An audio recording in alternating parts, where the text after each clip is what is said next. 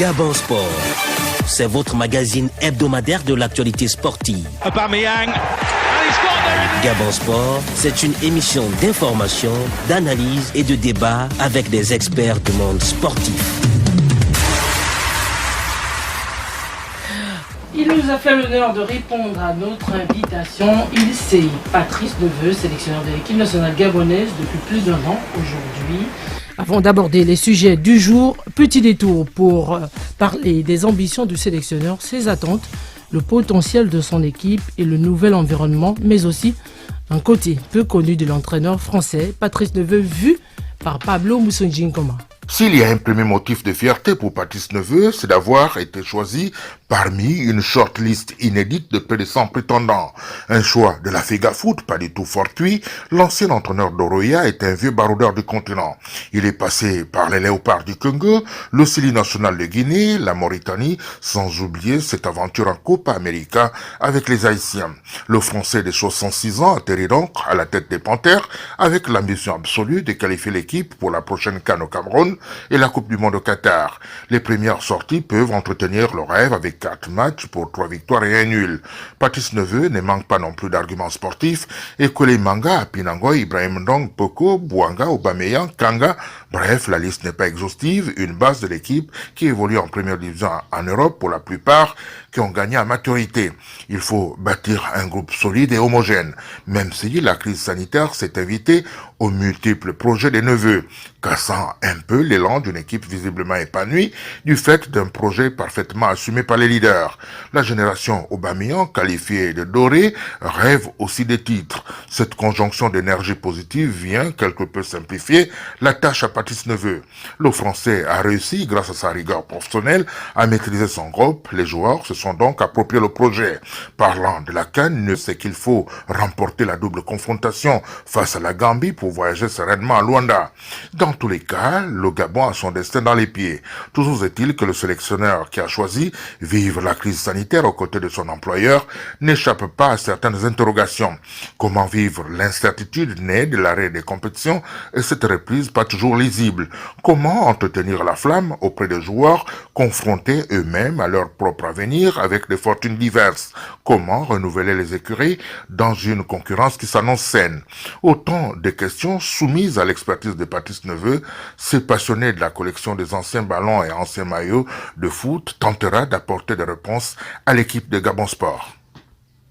J'aime bien la fin de cette analyse de Pablo Moussoudji-Nkoma. On vous connaît sur le continent. Par contre, ce qui est moins connu, c'est cette passion pour la collection. Oui, depuis très très longtemps, je collectionne principalement, je dirais, les anciens ballons, notamment des Coupes du Monde depuis 1930. Donc j'ai une collection assez importante. Collectionneur, parce que c'est une passion, ça déborde toujours. J'ai beaucoup aussi d'anciennes chaussures. Bon, tout ça fait partie aussi de... Comment dirais-je? On a tendance à oublier d'où est parti le football. Aujourd'hui, on est dans un football business qui a complètement muté, et c'est bien aussi au niveau des mentalités. Mais l'évolution du football passe aussi par l'évolution du matériel. Il faut savoir qu'autrefois, les chaussures étaient extrêmement lourdes, les ballons extrêmement lourds aussi. Et tout ça fait partie aussi de ce qu'un technicien doit connaître. Et puis en fait, j'ai beaucoup d'images du passé, et c'est pas que je vis dans la nostalgie. Mais quel est votre plus bel objet dans votre collection? J'ai les premières chaussures, j'ai les 2 ballons. J'ai les 2 ballons de la première Coupe du Monde, c'est-à-dire ça a été l'Argentine qui jouait contre l'Uruguay. Il faut savoir qu'il y a eu 2 ballons à cette finale. L'Argentine est arrivée avec son ballon et l'Uruguay avec son ballon. Ils ont tiré à la pièce un des ballons. Bon, c'est pas les ballons officiels que moi j'ai, parce que c'est des prix monstrueux, mais j'ai réussi sur un collectionneur en Angleterre à récupérer le dernier. Donc j'ai ces 2 ballons. Et puis j'ai les premières chaussures Adidas de 1954 à crampons vissés, qui étaient des crampons en cuir, pour mieux tenir sur le terrain. Enfin, ça peut paraître un peu drôle, mais ouais, je trouve que c'est des objets magnifiques et pour rien au monde, je les vendrai ou quoi que ce soit. Si vous les vendez, vous pourrez avoir jamais une belle cagnotte. Voilà, allons-y pour les débats du jour. Comme plusieurs grands événements sportifs dans le monde, en raison de la crise sanitaire mondiale, la Total Cameroun 2021 a été reportée en 2022. La décision était, on peut le dire, inéluctable. Comment Patrice Neveu va accueillir cette décision de la Confédération africaine de football?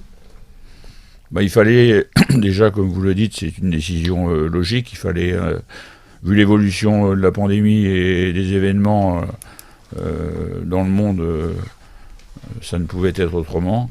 Après, le technicien sélectionneur, je m'étais préparé à ça, et de suite, ma réaction, c'est de rendre positive cette décision.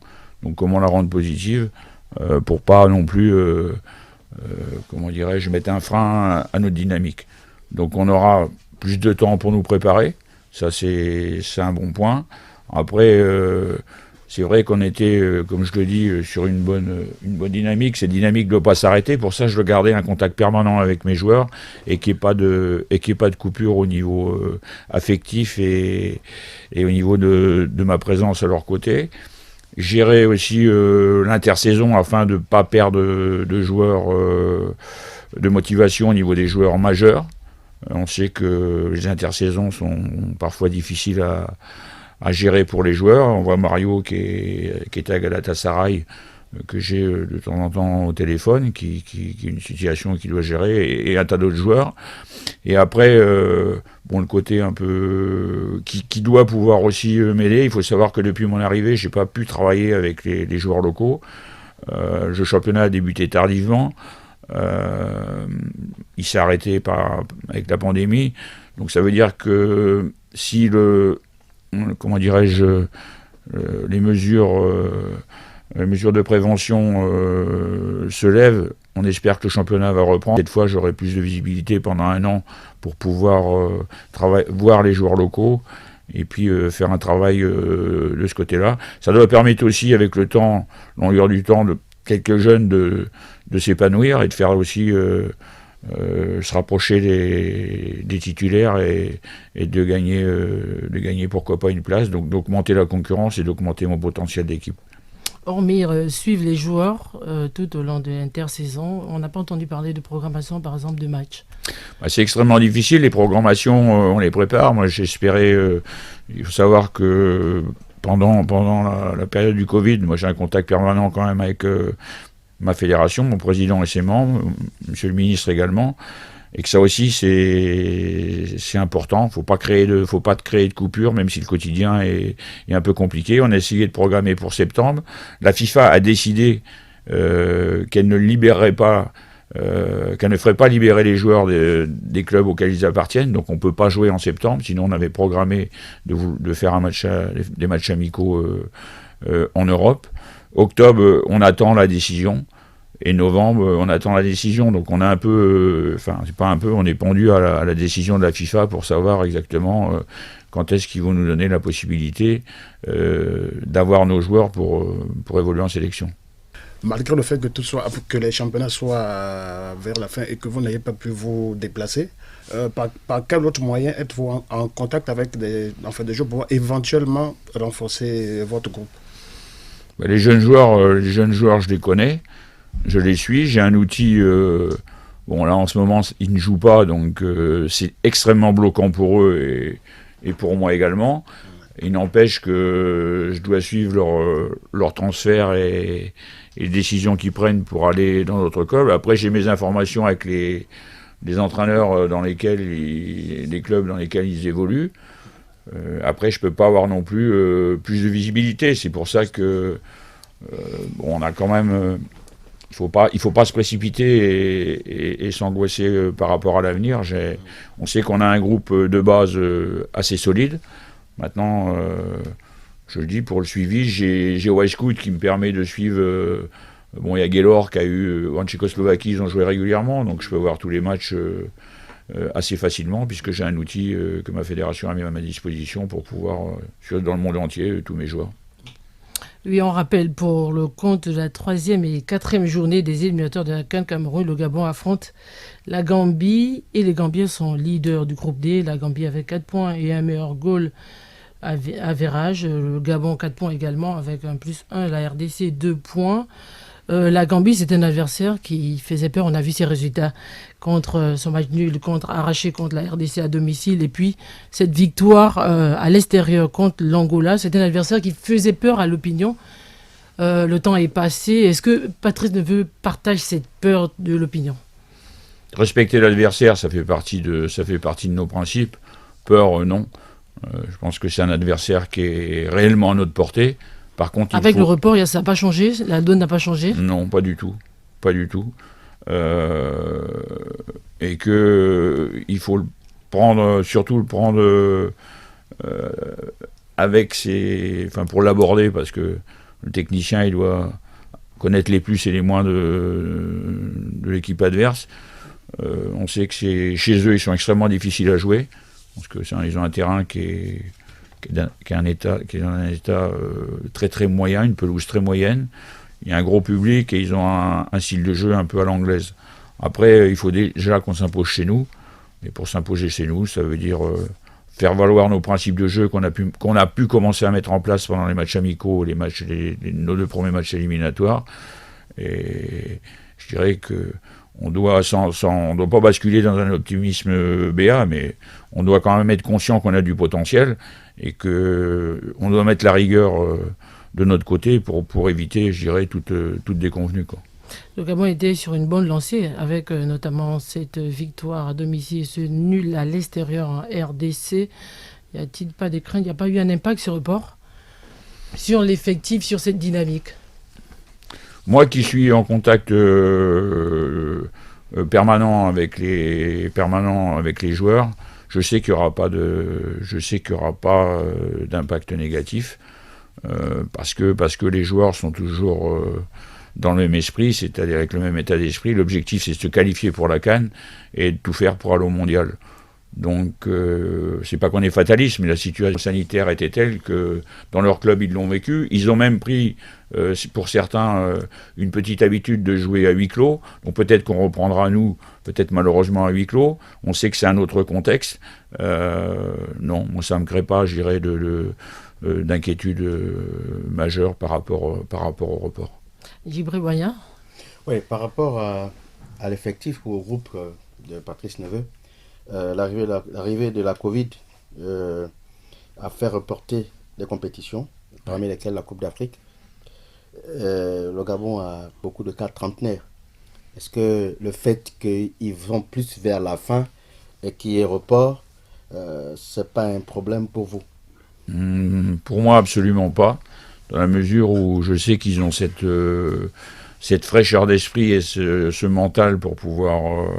et cette volonté, c'est une génération, pour certains, c'est inévitablement, en parlant de logique, la possibilité d'aller au mondial, et que le mondial, c'est tous les 4 ans, donc après, pour certains, ce sera trop tard. Donc, ce sont des compétiteurs, ce sont des joueurs qui ont l'habitude, je dirais, des grandes compétitions, et qu'on n'a pas... leur esprit est extrêmement en ordre. L'âge, non, c'est pas du tout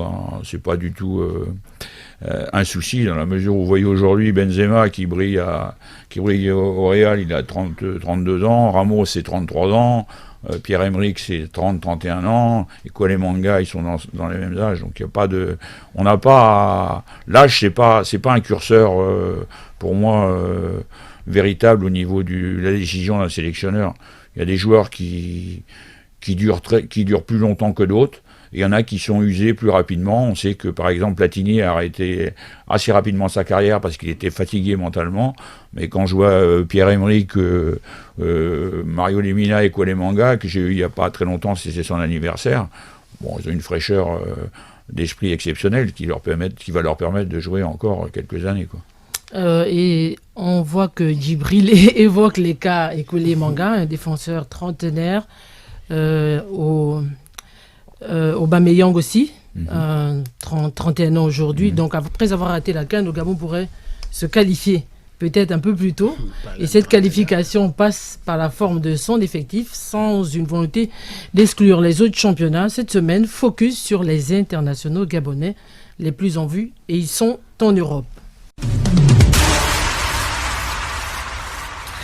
Avec l'invité principal, Patrice Neveu et mes confrères James Angelo Lundu de l'Union et Djibril Wanya de Nour TV, nous abordons le deuxième sujet du jour, direction l'Europe pour prendre les nouvelles des internationaux gabonais. Fin de saison pour certains, préparation de la saison à venir pour d'autres. Les internationaux gabonais vus par Patrice Neveu et on s'intéresse tout d'abord à la fin de la Première Ligue et de la Super League. On file en Angleterre, Arsenal de Pierre-Emerick Aubameyang termine au milieu du tableau. C'est une fin de saison assez compliquée pour les Gunners. Pour l'équipe, oui, Pierre-Emerick qui fait une grande saison. On sait que le football, c'est un sport collectif et que même si Pierre-Emerick est tributaire, je dirais bien évidemment, de ses partenaires, mais c'est lui qui tient un peu au niveau de l'efficacité. En tout cas, c'est lui qui tient Arsenal à bout de bras. On sait qu'il a marqué pratiquement plus de la moitié des buts en championnat. Dernièrement, avec son collectif, parce que je n'oublie jamais le collectif, c'est encore lui qui est allé chercher la qualification pour la finale. Donc Pierre, il fait encore une grosse saison. Maintenant, je sais qu'il a cette ambition aussi pour le Gabon, parce que on a le contact. Et qu'est-ce qu'il va faire maintenant? Je dis bien que c'était à une période, tout était entre les mains d'Arsenal. Bon, il s'avère que quand un joueur frappe fort comme il l'a fait comme Manchester City, la cote monte. Et manifestement, obligatoirement, il y a d'autres clubs qui se manifestent à côté. Après, c'est sa décision. Je pense qu'il n'y a pas que l'argent, il y a aussi son bien-être. Il va prendre tout en considération. Puis après, on sait aussi qu'il a son papa à côté de lui qui est pour beaucoup aussi dans sa magnifique carrière.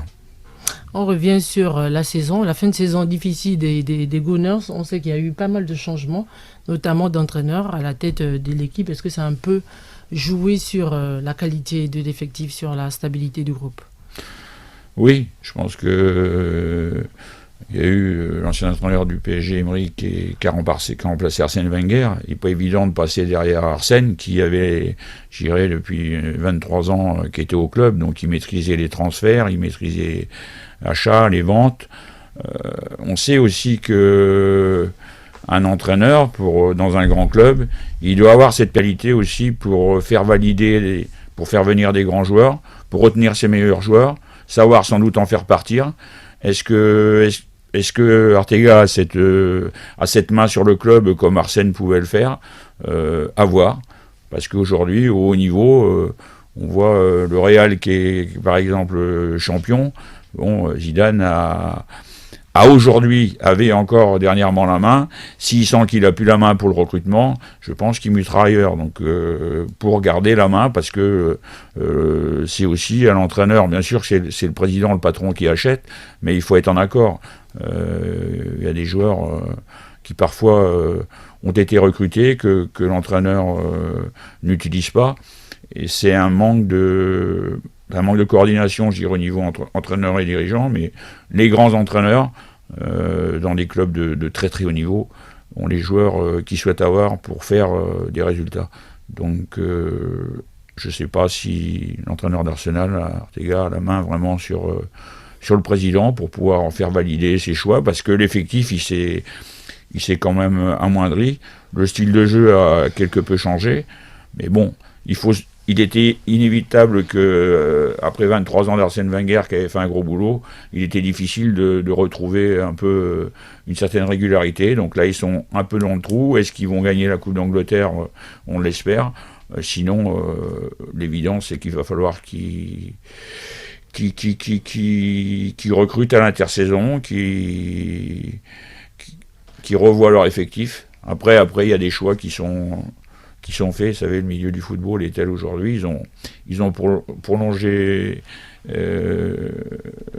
Ruiz, qui était l'ancien joueur du PSG, qui pour moi fait pas une super saison, mais il a été prolongé quand même. Donc ça fait partie, je dirais, des interrogations qu'on peut avoir. Maintenant, à eux de tout mettre en place pour revenir à leur meilleur niveau. Mikel Arteta, on voit, il milite beaucoup pour garder l'attaquant gabonais. Est-ce un bon choix pour Aubameyang de rester à Arsenal qui, on le sait, s'il ne remporte pas la finale de la FA Cup, ne pourrait pas jouer la compétition européenne, l'Europa League. Est-ce que c'est un bon choix à rester à Arsenal? Même si on entend parler de propositions en or. Non, je pense qu'aujourd'hui, Pierre est un peu malgré tout, comme le disait une de vos collègues, Nancy, à la télévision française, il est un peu sous-évalué par rapport à ce qu'il fait ces dernières années. C'est un grand joueur, un grand buteur. Après, moi, c'est un peu ce qui me préoccupe, mais la décision lui appartient avec son papa. C'est de durer. C'est-à-dire, je pense qu'il est bien à Londres. Maintenant, d'être bien dans sa vie, c'est une bonne chose. Après, sur le terrain, il faut aussi garder ce plaisir et garder l'envie. Je pense que sa décision va tourner autour de pas mal de facteurs, et je pense que dans une dizaine de jours, 15 jours, ça devrait sortir, mais c'est pas l'argent qui tient uniquement le joueur. Il le sait, Pierre, pour durer comme il le fait, pour être performant comme il le fait, il faut avoir un gros mental. Et gros mental, c'est l'environnement de tous les jours, c'est les entraînements, c'est l'environnement du club qui doit aussi le porter. Et lui, Pierre, il n'a pas les moyens. Enfin, c'est pas son rôle d'aller dire au président il faut recruter un tel et un tel. Pierre-Emerick, il est dans son rôle d'attaquant, de son rôle de star et de grand joueur. Donc, je pense qu'il doit être en grande réflexion. C'est pas une décision facile à prendre, mais je sais qu'avec l'aide du papa, ça va se faire pour le meilleur. Voilà, le club, les Gourdiens sont en difficulté, un peu moins pour Aubameyang sur un plan individuel. La saison passée, Aubameyang était co-meilleur buteur avec Sadio Mané et Mo Salah. Cette année, il occupe encore la tête du classement, même s'il n'est pas premier. James Angelo, avec 20 buts, encore. Oui. Il est très constant. James Angelo, vous reprochez beaucoup à Aubameyang de n'être pas présent, décisif. Contre les adversaires, contre les cadors de la Première Ligue. Avant, il y avait oui, mais parce qu'il y a des statistiques qui sont là qui parlaient, enfin, qui parlent toujours, jusqu'à la demi-finale de la Cup. Il n'avait marqué aucun but contre Manchester City. Et vous entendez en 2 saisons et demie. Ouais, justement, j'aurais aimé qu'il se montre davantage décisif contre ces cadors. C'est à travers ces matchs que des clubs d'un niveau supérieur viennent vous chercher. C'est à travers ces performances que les entraîneurs de tous ces clubs-là ont un peu plus de conviction pour venir vous chercher. J'ai toujours pensé que seul un entraîneur vient chercher un joueur parce qu'il en a besoin, parce qu'il veut bâtir son équipe autour de lui. Aujourd'hui, il est à Arsenal. Arteta fait des pieds et des mains pour qu'il re-signe, parce que certainement, il veut bâtir une grosse équipe autour de lui. Maintenant, son doublé en demi-finale contre Manchester City, c'est une bonne chose pour lui. C'est un boost pour lui, pour la confiance, pour la crainte des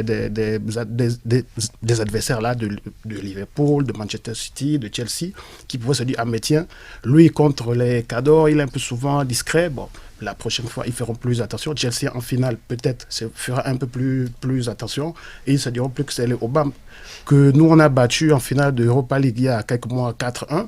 Et ils se diront que c'est Obama qui a marqué un doublé, qui a qualifié presque à lui seul Arsenal pour la finale de la Cup. Il a 31 ans aujourd'hui, donc il est à l'âge de, on va dire, la maturité footballistique. Et je ne peux lui souhaiter que le meilleur. Il le prouve individuellement cette saison avec Arsenal. Ce serait bien de clore la saison, même si elle est ratée au niveau du club, au niveau du championnat, la clore avec un titre en FA Cup et puis retrouver l'Europa League la saison prochaine.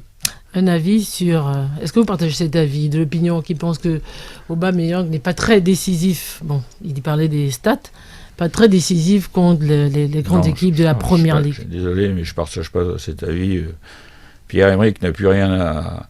C'est aujourd'hui un des meilleurs buteurs en Angleterre. Il a encore... il était meilleur buteur en Allemagne. Je pense que de ne pas marquer quelquefois sur des gros adversaires, c'est les circonstances qui font parce que ça arrive, mais Pierre-Emerick, il peut déjouer n'importe quel défenseur. Et j'ai regardé le match hier de Paris Saint-Germain Saint-Étienne, il aurait été à la pointe de l'attaque du Paris, je pense que ça aurait été tout autre match. Saint-Étienne. Oui, on l'a évoqué, l'avenir d'Aubameyang. Dans certains médias européens, on parle de propositions à l'échelon des dirigeants d'Arsenal pour garder l'attaquant gabonais. Plusieurs chiffres sont avancés et des propositions en or. Certains médias avancent la somme de 280 000 euros par semaine, soit plus de 180 millions de francs CFA. Ça donne le tournis. Mais est-ce que Aubameyang doit rester dans ce club? On appelle beaucoup, on voit un peu dans les médias, plusieurs anciens membres du club d'Arsenal qui appellent à son départ. Appeler à son départ justement parce que ces anciens-là estiment que Arsenal n'est plus à même de lui proposer des challenges. Sur la scène européenne. Voilà, d'un joueur de sa trempe. Donc c'est pourquoi cela, si c'était le Arsenal d'il y a 5-6 ans, qui allait régulièrement en Ligue des Champions, en Ligue des Champions, qui sortait de la phase des poules, qui faisait les quarts de finale, qui faisait des demi, parfois des finales, cet Arsenal-là, avec des grands joueurs autour de lui, Obama, il aurait été très, très, très loin en Europe.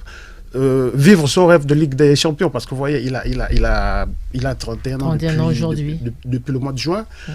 Il n'a plus 6-7 ans de carrière de haut niveau devant lui.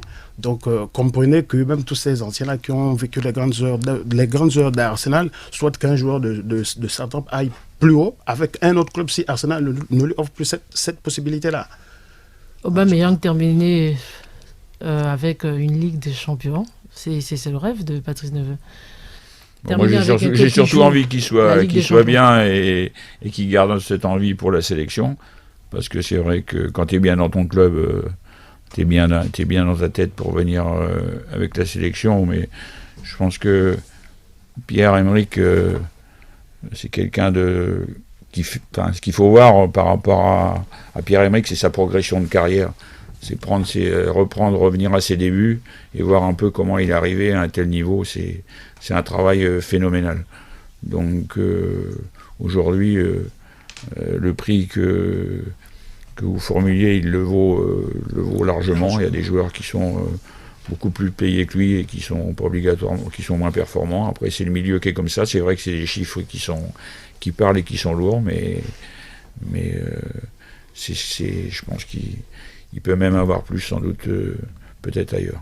Maintenant, si je veux demander au coach, est-ce que vous ne pensez pas que si Obama avait ses intérêts gérés par un Mino Raiola, par un Jorge Mendes, il ne serait pas dans un top club depuis longtemps? Non. Pourquoi? La carrière de Pierre fut une carrière, je dis bien, exceptionnelle.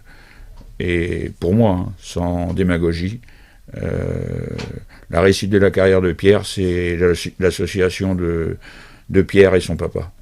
Il est parti jeune au Milan, il a su faire, son papa a su lui faire, et ensemble, il a su lui faire comprendre qu'il fallait retourner à Dijon pour, au début, jouer, marquer 7-8 buts.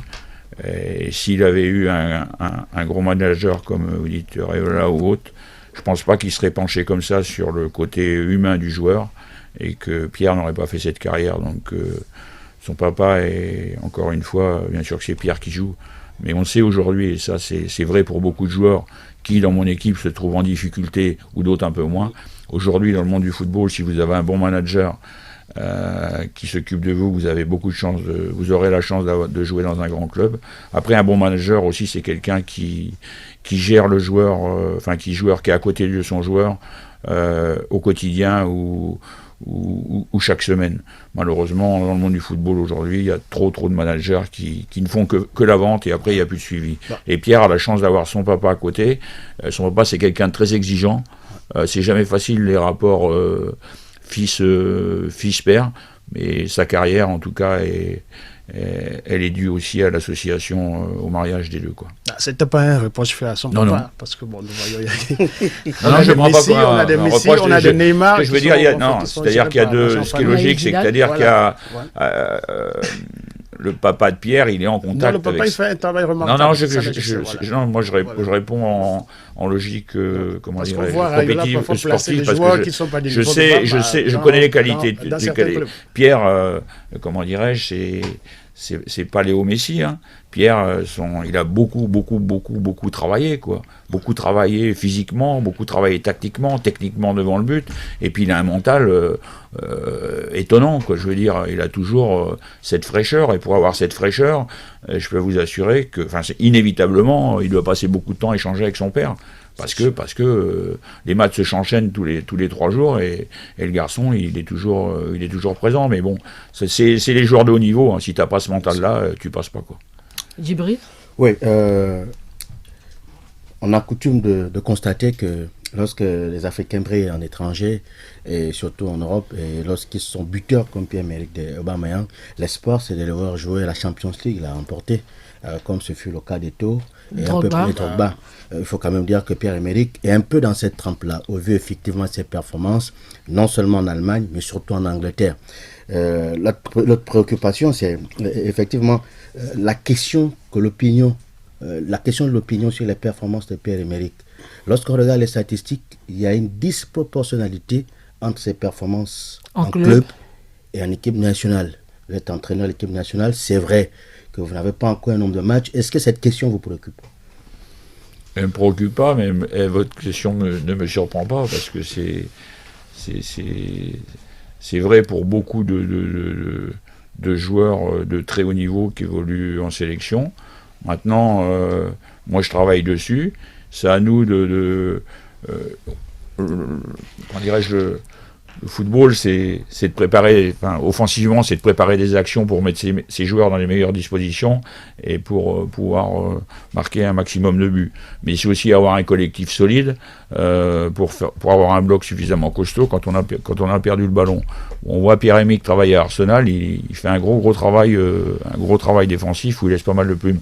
En sélection, bien évidemment, on peut inévitablement, bien sûr, l'utiliser beaucoup mieux qu'on le fait, mais moi sur ses premiers matchs avec moi, même si il n'a pas été buteur, il était passeur, et c'est aussi des bonnes performances.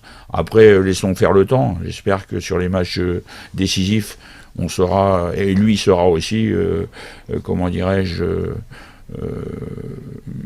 se mettre comme il sait le faire, je dirais, toutes ses qualités pour nous aider à gagner les matchs. Mais c'est un joueur extrêmement important, après qui a des qualités bien spécifiques, et pour l'entraîneur et le sélectionneur que je suis, pour mettre à profit ses qualités, il faut aussi derrière que j'ai un certain nombre de joueurs qui puissent comprendre. Il nous faut un petit peu de temps, et je pense que ça viendra avec le temps, mais c'est pas l'important pour moi est que le Gabon fasse des résultats. Si Pierre-Emerick marque 0,5 buts et on ramène la Coupe d'Afrique, je serai content. Aubameyang, vous avez une autre préoccupation, Djibril ? Dans le même cadre, il y a un autre joueur, peut-être que je vais faire encore ça. Il y a un autre joueur qui rentre dans ce cadre-là, qui n'arrive pas, depuis plusieurs années, à intégrer le groupe Panthère. Pourtant, il fait des très bonnes prestations en club. Il est même parmi les 3 meilleurs Gabonais à l'étranger. Je parlais de Kanga Guelor. Comment expliquer qu'il n'arrive pas effectivement à s'imposer dans le 11 national gabonais ? Pour l'instant, moi, depuis mon arrivée, je sais qu'avant, il a eu des moments difficiles. Depuis mon arrivée, que ce soit contre les matchs RD Congo ou l'Angola à la maison, au Gabon, il était performant. Il a, rappelez-vous, cette frappe qu'il a mis, et au niveau de l'efficacité, elle n'est pas encore totalement là. Mais bon, il joue en Tchécoslovaquie, il est brillant là-bas. Après,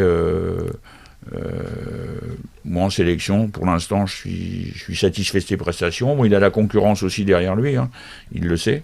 Et là, c'est peut-être l'occasion pour lui. Il est en fin de contrat dans son club.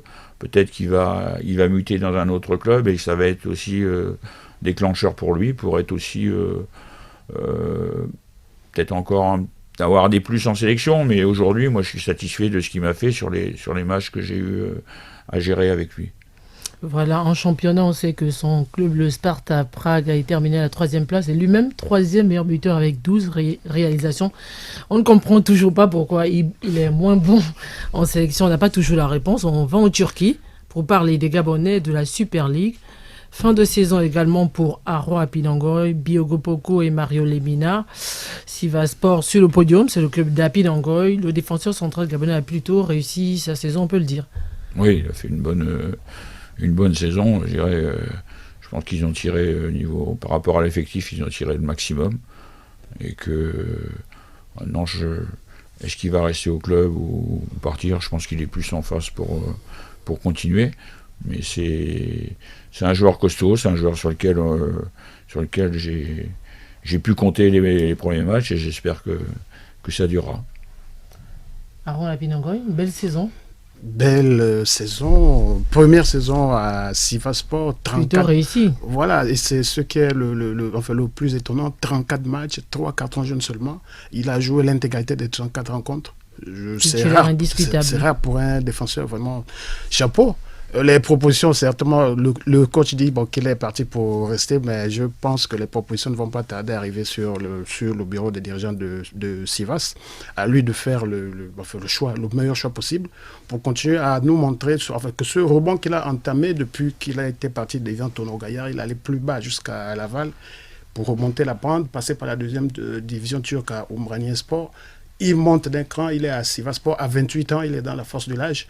Donc je pense qu'il a des moyens de monter encore un peu plus, de franchir encore un palier. Peut-être en rejoignant l'un des quatre gros d'Istanbul, certainement qui viendront taper à la porte de Sivaspor. S'il reste, il jouera l'Europa League, tant mieux pour lui. Mais s'il s'en va, je pense qu'à 28 ans, il peut prendre des risques d'aller ou dans l'un des top clubs turcs ou dans un autre championnat.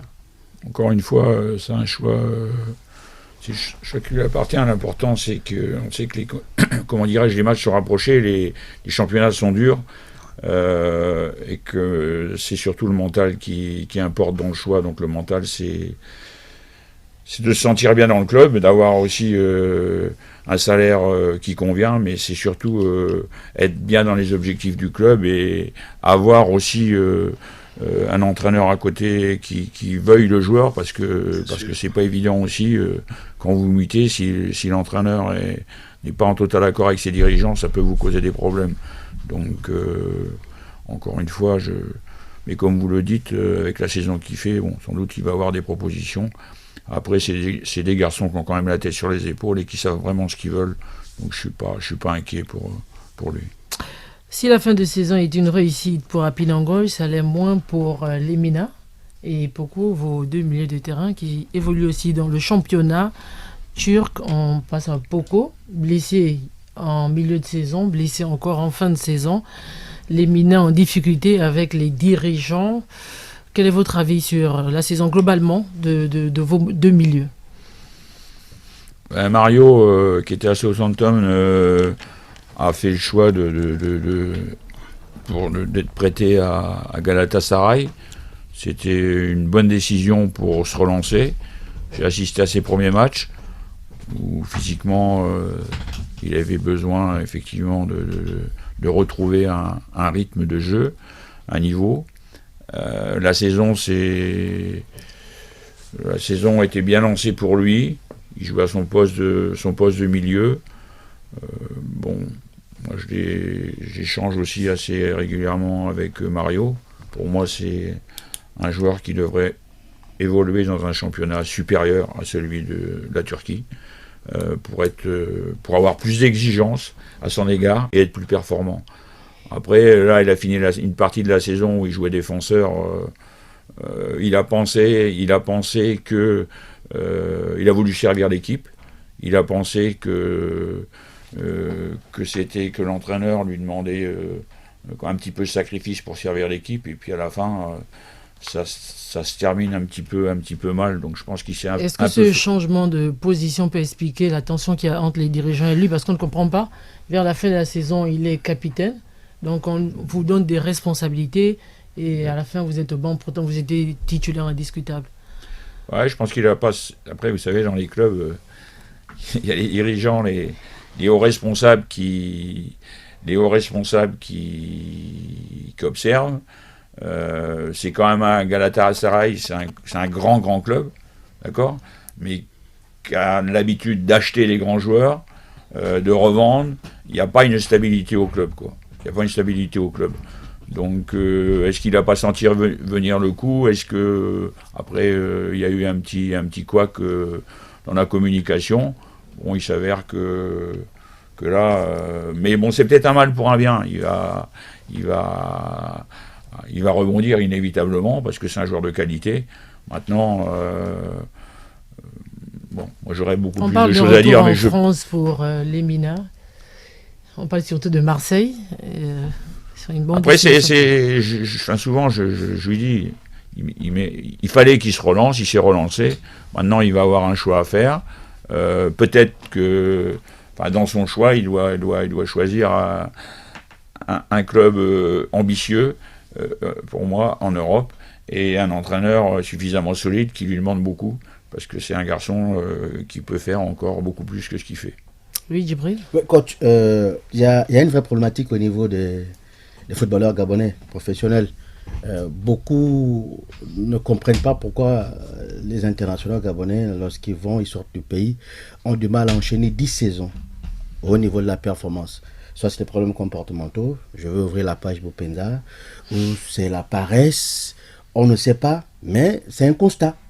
Beaucoup d'internationaux gabonais ont du mal à enchaîner 10 saisons au haut niveau. Vous, quand vous êtes arrivé, c'est une information qu'on vous donne, est-ce qu'il n'y a pas nécessité de faire un coaching ou même un lobbying pour effectivement accompagner ces garçons?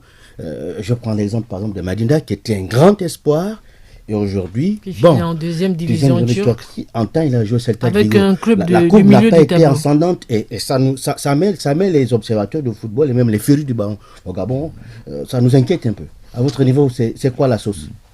Je comprends votre question.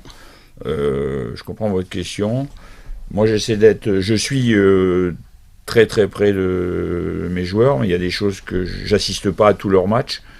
Et normalement, la difficulté, c'est les managers. Certains managers ne font pas bien leur travail. Ils font le transfert et comme je dis, après, c'est des jeunes joueurs. Il y a des tentations, il y a tout un tas de choses autour d'eux. Et puis, il y a aussi l'analyse de leur performance. Pour faire l'analyse de la performance, c'est le manager qui doit faire le point chaque semaine avec son joueur pour lui dire, voilà, sur tel point, peut-être à d'améliorer ça et ça. Et ça ne se fait pas. Malheureusement, ça ne se fait pas. Et pour les joueurs que vous citez, c'est des choses... voilà, quoi. Pour ça que... aujourd'hui, dans le monde du football, c'est compliqué. Après, vous me parlez logiquement de Bopenza ou autre. Bon, c'est des joueurs qui sont... quand on parle de formation d'un joueur dans un centre de formation en Europe, c'est aussi apprendre des principes comportementaux, des principes réactionnels par rapport à telle situation. On sait que lorsqu'ils sortent, je dirais, du pays, ils ne sont pas obligatoirement totalement formés de ce côté-là, et qu'encore une fois, c'est le manager derrière qui devrait faire le job, et c'est pas fait. C'est des bons garçons, franchement, c'est des bons garçons qui ont un gros potentiel. C'est pour ça que, si vous voulez, le meilleur vivier quand même européen et au monde, ça reste l'Afrique. Après, je me rappelle, vous me parliez d'Eto tout à l'heure, moi je me rappelle avoir rencontré Eto en 2004, il était à Majorque, et il comprenait pas pourquoi il jouait dans un club moyen et des joueurs qui, pour lui, étaient moins forts, jouaient dans un grand club. J'étais à cette époque-là accompagné d'un manager, il a dit, tu changes de manager et tu vas voir que tu vas faire une autre carrière. Il a changé de manager, il a fait une autre carrière. Donc ça tient à pas grand-chose, mais faut être bien entouré. Et ils ne sont pas obligatoirement très bien entourés. Un manager, il propose le club, mais après, il doit avoir la compétence de pouvoir conseiller son joueur. La situation n'est pas meilleure pour beaucoup. On fait le tour de nos internationaux. Beaucoup blessés. Vous avez exprimé votre inquiétude avant le match contre l'Angola. Là encore, vous êtes inquiet? Beaucoup. Il est un petit peu... encore une fois, la décision lui appartient et je lui fais confiance. La problématique, c'est qu'il est en ce moment... c'est pas une problématique, c'est une réalité. Il joue peu. Donc c'est son entraîneur qui décide, donc la décision elle n'est pas discutable, et qu'à un moment il faut qu'il se positionne par rapport à... Il était assez régulier lors de la première phase du championnat, mais après sa blessure, c'est un peu difficile au retour. Il s'est blessé, on sait qu'il y a la concurrence, et après le remplaçant était là. Alors après, l'évidence c'est que la réaction de tout joueur dans tous les clubs, c'est que tout joueur pense qu'il mérite jouer. Mais la réalité, c'est que c'est l'entraîneur qui décide et qu'il faut absolument, se plier à la décision, avoir cette lucidité en fin de saison, de dire, qu'est-ce que je fais, quoi. Est-ce que si je reste, l'entraîneur, s'il reste sur les mêmes convictions, parce que c'est comme ça, il faut prendre la décision. Mais la meilleure pour pouvoir continuer à être performant. Et dans la décision à continuer à être performant, il y a toujours l'aspect salarial aussi. Parce que certains, logiquement, ont des salaires assez conséquents. Partir, ça veut dire peut-être perdre un peu d'argent, mais ça veut dire aussi peut-être jouer. Donc c'est une décision à prendre, et moi je m'inscrirai plus dans la deuxième en se disant il faut absolument que je joue et que je reste performant, même si je perds un peu. Voilà, les Gabonais les plus en vue sont aussi en France, donc direction la Ligue 1. Il y a un retour des entraînements pour Dijon où évolue Bruno Ekwelemanga. Vous avez évoqué tout à l'heure l'âge du joueur. Il rempile avec Dijon. Didier Ibrahim donc aussi qui reprend les entraînements avec Dijon. Ils ont terminé à la 16e place cette saison. Ouais. La saison a été difficile, mais individuellement, ça va. Didier là, il s'est quand même bien relancé. Je dirais qu'il a fait une bonne saison. Il a été très régulier. Il a pratiquement fait tous les matchs. Donc il a le désir aussi de continuer encore avec Dijon. Je pense que s'il fait une saison de la même qualité, il aura l'occasion de rebondir ailleurs. Et Ekwelemanga, il est bien là-bas. C'est un des boss, je dirais, au niveau de l'équipe. Donc c'est un garçon extrêmement réfléchi qui sait aussi se remettre en question et qu'il ne se fera pas piéger par l'insuffisance que pourrait avoir un joueur par rapport à sa carrière et par rapport à son âge. Il sait très bien qu'il a besoin de donner aux entraînements, de récupérer. Donc je suis pas inquiet pour le garçon. C'est quelqu'un de bien. Denis Bouanga, Saint-Étienne qui jouait hier la finale de la Coupe de France contre Paris Saint-Germain. Vendredi. Vendredi. Non. Vendredi, oui. Qui jouait vendredi la finale de la Coupe de France, perdue 1-0 face à l'Ogre parisien, champion de la Ligue 1. On parle beaucoup de Bouanga, on parle beaucoup de transferts, beaucoup de rumeurs. Denis Bouanga, une bonne saison. Ouais.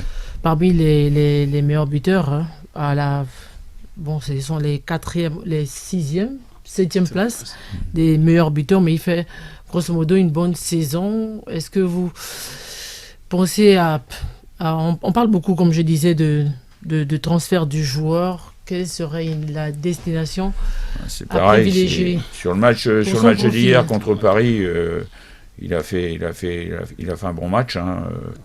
Il s'est créé trois occasions. La dernière, ça volait là, sur la 4e.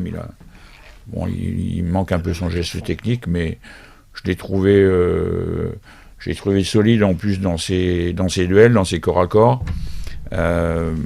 Maintenant, encore une fois, il est sous contrat avec Saint-Étienne. Saint-Étienne ne voudra pas le lâcher non plus à un petit prix. Et là, c'est les propositions. S'il y a une grosse proposition, je pense que Saint-Étienne est à même, parce que c'est de gagner de l'argent avec lui et de racheter un autre joueur derrière. Après, je sais que son entraîneur ne souhaite pas le lâcher. Mais bon, vous savez, au dernier moment, c'est un peu les jeux cachés, quoi. Ça peut vite se décacher et s'il y a une grosse offre derrière... en tout cas, il fait les bons choix aussi, lui. Il progresse. Et de Nîmes, il va à Saint-Étienne. Saint-Étienne, il fait une grosse saison. C'est bien. Loufilou, la saison dernière, était à Ajaccio. Il n'a pas été conservé pour signer professionnel. Donc là, est-ce qu'il va muter ailleurs? Mais aujourd'hui, il n'est pas conservé. Obissa a signé son contrat professionnel. Mais à Loufilou, ils n'ont pas proposé de contrat. Donc, si encore une fois, les managers ou moi par une ouverture ou je peux peut-être. Mais bon, pour Filou, moi j'ai mon idée. Il est difficile. C'est un joueur qui s'est pas encore imposé en deuxième division française, donc il est difficile par rapport au marché aujourd'hui de le replacer dans un club de deuxième division française. Donc est-ce qu'il va partir à l'étranger? Est-ce qu'il voilà. Donc ça c'est toutes les interrogations qu'il y a à côté d'un joueur qui est parti un peu tardivement et certes qu'a des qualités, mais sont-elles suffisantes ou pas pour aller au haut niveau? C'est le terrain et l'avenir qui va nous le dire. Dans une récente sortie, vous avez évoqué des nouveaux noms pour intégrer, pour renforcer votre effectif. On a eu l'arrivée des Jim Alina. On parle de plusieurs noms, des jeunes surtout. Par exemple, celui du côté de l'Afrique du Sud, Bongo Mburu. On parle des jeunes Sydney Obissa. Beaucoup de joueurs que vous suivez. Mais quand on vérifie, on remarque qu'ils sont souvent dans des divisions inférieures, dans les pays en Espagne ou au Portugal. Ouais, non, mais ça fait... En fait, j'avais fait l'interview avec votre collègue. Après, le gros titre qu'il a mis en place ne correspond pas du tout à ce que j'ai dit dans l'article. C'est-à-dire, dans l'article, j'ai expliqué clairement que, bien évidemment, qu'il fallait préparer l'avenir, mais l'avenir, c'est en permanence qu'on le prépare, et ces jeunes joueurs-là ne sont pas prêts. J'ai l'œil dessus, après, c'est à eux d'être performants, c'est pas moi qui... Donc, c'est à eux d'être performants. On peut les aider par rapport à des leviers. Il y a le petit Kevin Mailly que je suis en train d'essayer pour lui trouver une solution, celui qui était à Brest. À Brest, oui.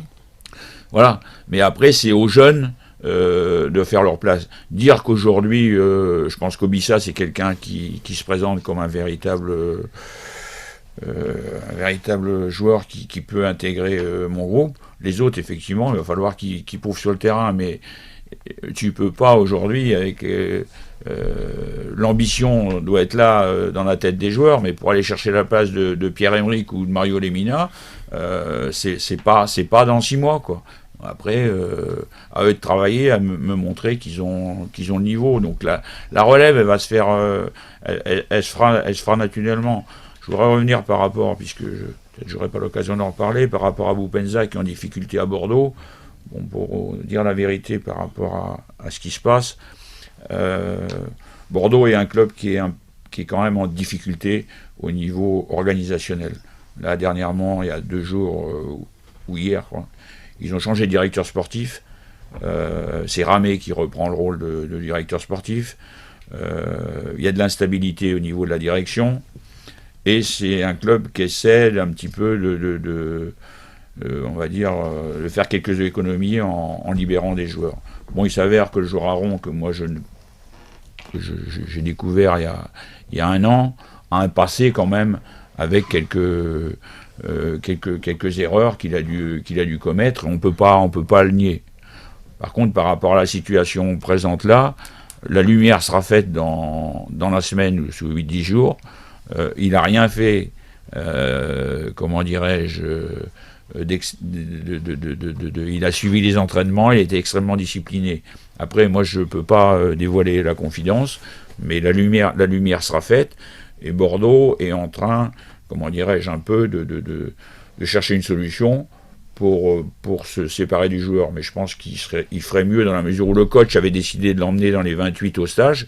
Il aurait été plus facile de dire, écoute, tu rentres pas dans le groupe.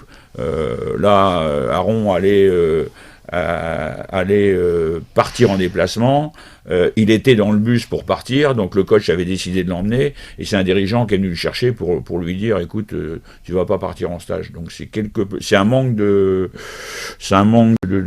d'organisation, ça correspond pas à l'image que je peux avoir des Girondins de Bordeaux, et que si le joueur avait failli à quelque chose, eh ben il fallait pas le laisser monter dans le bus. Donc ça veut dire qu'il y a des désaccords. Mais bon, malgré tout, Aron doit rester lucide. Les matchs qu'il a pu faire avec nous, il a été correct. Hein, il a marqué des buts, il a été correct. Il doit aussi comprendre que les qualités intrinsèques, c'est bien, mais mentalement, il faut être à la hauteur dans le milieu. Il y a des choses à ne pas faire. Et que les erreurs du passé doivent lui servir maintenant. Maintenant, quant à la situation d'aujourd'hui, moi je demande à tout le monde de rester, c'est pas d'effacer sur tout ce qu'il a fait, mais de rester calme et d'attendre la vérité par rapport à cette histoire. On ne l'a pas évoqué, c'était l'objet de notre troisième sujet, la question des gardiens de but. Pour être complet sur la revue de l'effectif de Patrice Neveu, un mot rapidement sur vos gardiens de but. Oui, Famezu qui vient de signer et Donanze qui vient de signer, qui va à Maniama en RDC. Ouais, ça c'est une bonne chose. C'est une bonne chose. Il m'a appelé quand il a eu le contact, demandé ce que j'en pensais. Il a tout à fait raison. C'est bien pour nous. C'est bien pour nous, c'est bien pour lui. Après, oui, on a une déficience en nombre de gardiens. Il va falloir absolument y remédier rapidement, plutôt, excusez-moi. Mais ça passe par un championnat qui joue, quoi. Il faut absolument, comme je l'ai dit, que j'arrive à sortir 2-3 gardiens, 2-3 jeunes gardiens, les faire partir en Europe pour se former et préparer la relève, parce qu'on est trop court de ce côté-là. Pourquoi ? Le poste de gardien est un poste spécifique. On sait que pour former des grands gardiens, c'est une grosse école et c'est un gros travail. Les qualités naturelles, jusqu'à un certain âge, ça va, mais après il y a besoin d'autre chose, et qu'on n'a pas l'avenir de ce côté-là n'a pas été préparé, et qu'il y avait Didier qui est toujours à la recherche d'un club, voilà, qui était là et qui tenait magnifiquement, qui a fait tant de matchs avec la sélection. Et puis, ça a préoccupé personne, quoi. Je veux dire, les gens qui étaient en place se sont dit. La relève. Et la relève, il faut toujours prévoir. Surtout à ce poste-là, qui est un poste, tu peux avoir une grosse équipe, si vous n'avez pas un grand gardien, c'est un poste qui est déterminant. Donc, il y a Amon en Afrique du Sud, là, qui va jouer aussi. Ouais. Donc, mais il n'empêche qu'au niveau local, il faut travailler dessus, mais pour ça, il faut que ça joue, quoi. On a un jeune qui s'est expatrié trop tôt à mon goût, parce qu'il était un ancien gardien ici de l'équipe nationale cadette U17. Junior Nubi Fotso, il se trouvait en France. Est-ce que formé à Mounana. Vous avez des nouvelles? Oui, j'ai des nouvelles. Il a du mal à percer. Il a du mal à percer, il est deuxième ou troisième gardien dans son club. La concurrence, c'est au niveau des...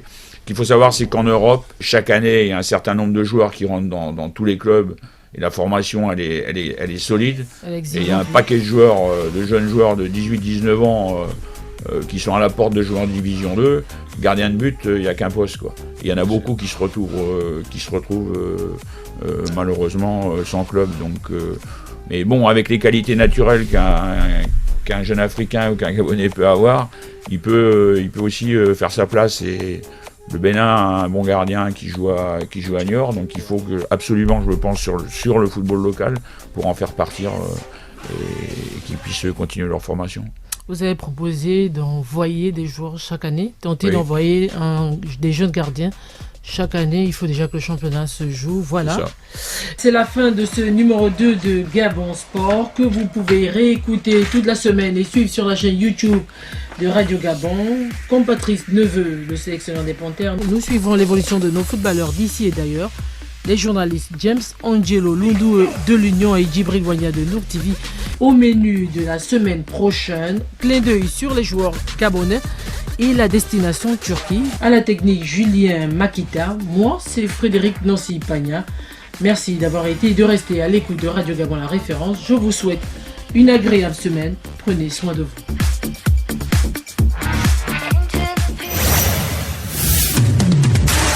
Gabon Sport, c'est votre magazine hebdomadaire de l'actualité sportive. Aubameyang. Gabon Sport, c'est une émission d'information, d'analyse et de débat avec des experts du monde sportif.